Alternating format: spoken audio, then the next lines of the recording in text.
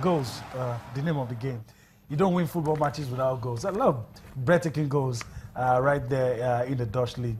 I remember that was the time there was a lot of players, a lot of Nigerian players in that league. And Alfred jokingly said that the Dutch league has turned to the feeder team for most academy, of the academy top teams for top, especially Ajax, England, Ajax, Spain, and Germany.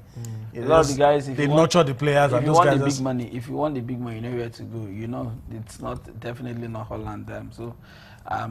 In time past, yes, but now it's become somewhat of an academy of some sort. Well, okay. Let's quickly move on. Let's talk about this one. Well, you could say that we already know the winner of the English Premier League, but there are one or two issues. Like who's going to come third? It's crucial. Today, the Arsenal manager said, "Look, my priority for this season was to ensure that I finish as either second or third. I don't want to be in the fourth position because I want a guaranteed UEFA Champions League spot." Now Arsenal will take on Manchester City, I think on Sunday, and if they lose, everything problems start. But let me allow you guys to quickly talk about that one. The professor seems to sound as if he will be a fulfilled man if they finish third, second or third. He's okay. I think for us now, it's no longer news. What the story? For how many years now we're looking at the last 20. This is like 20th season they'll finish in the top 4. 12 years. It's become a trophy of some sort for the club. And I think moving forward, Arsenal will have to define what they really want. What their priorities are. What the priorities are. You built a new stadium, paid for the new stadium, and all of that. What really? What else do you need? What is for the suffering fans of Arsenal? What really does the professor wants to deliver to them? I think it will. And if you say you don't want to spend money, Leicester did not spend money. So what's the problem? I think for that fourth place, I mean, if there we go again. If Arsenal beats Manchester City to that first place, they will celebrate it. Okay, the champions is better than playing the playoffs and all of that. Next year we'll start. Till December, Arsenal will top. When it gets to January, February, you know where they will end. Okay. Well, quickly, finishing in the top 4 doesn't even guarantee them success in the Champions League. You know, they finished in the top 4 19 years back to back. But in the last 6 years, they've gotten to the round of 16. That's where they always crash out. So, you know, why not give? I know that Arsene Wenger doesn't want Tottenham Hotspur to finish above them. But that's the target because they're just 3 points, behind Tottenham Hotspur. Both teams have 2 games. It's going to happen. It looks like it's going to happen. I think it's very possible. Tottenham will play against Southampton on Sunday, while City will play against Arsenal. Then the last game, Spurs will go away to Newcastle. There's a little matter of the goal margin. But let's leave that quickly. I'm talking about Musa Dembele. Earlier today, he accepted the violent conduct charge, and we thought it was going to end there. Was going to get 3, but those guys in the FA said no. For what you did, 3 matches cannot be enough for that kind of offense. 6, but I don't know, Julian. Do you think that's killing a cockroach with a sledgehammer, or you think it was fitting? Disciplinary action taken against Musa Dembele? I think it was well deserved. What he did was very, very wrong. In fact, the entire sports team didn't conduct themselves well. They collected 9 yellow cards.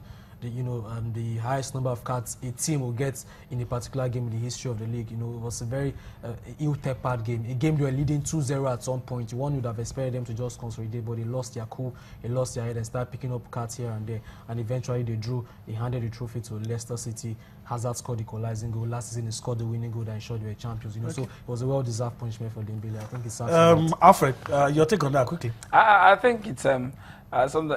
It just shows you when it comes to taking decision. My interest in all of this is taking the decision-making process. You've charged it immediately after the next day he was charged.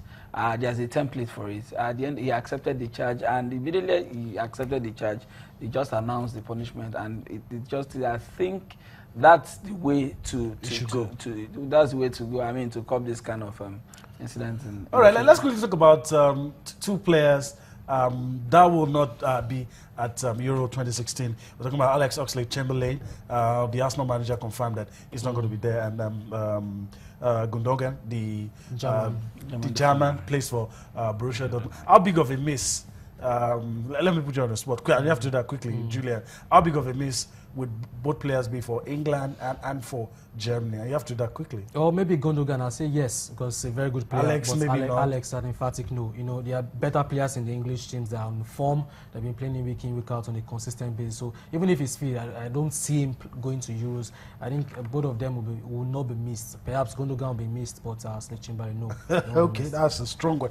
All right, guys, before I allow you to go, I've allowed you think about this question that I'm going to ask, because I told you guys the season in Europe is gradually ending, you know, and we already know most of the winners anyway.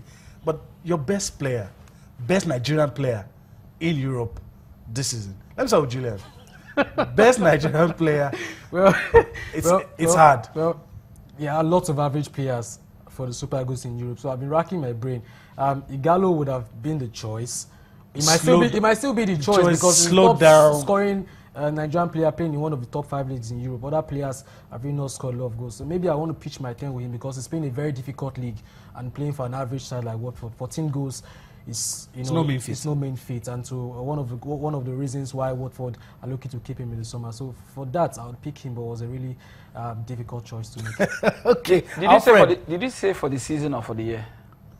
Whichever one. But I'll go with the season. I'll go with the season. Okay, if you say for the season, okay, maybe like Julian said, maybe for the first part of the season. Odion Igalo. But when you look at the calendar year, if you look at the numbers, the return for the minutes played and goals scored, Kelechi Iheanacho stands out for me. I think the young man has not been given the kind of maybe for City. It's just let's gradually introduce this guy to Nigerian football, and he's just racking numbers. When it comes to for the amount of time that he's played, the return on goals is about the highest in the EPL. I think for 18 goals. On that basis, I think I'll go with Kelechi Iheanacho. All right. I think you're expecting me to tell you who my best player is, but I wouldn't do that. I would. It's very hard to pick. I would. Because no one clearly stands out. No one I have the power to put you on the spot, but you can't do that. We'll go on a break. We'll take you to Doha, allow you to enjoy highlights from the IWF Diamond League. Guess what? South Africa's Caster Semenya, she's back. And she did well in our race. And of course, it was good for Africa on the day as well. So we allow you to enjoy those highlights. Masudu Egushiku is waiting in the wings. We'll be talking chess all the way.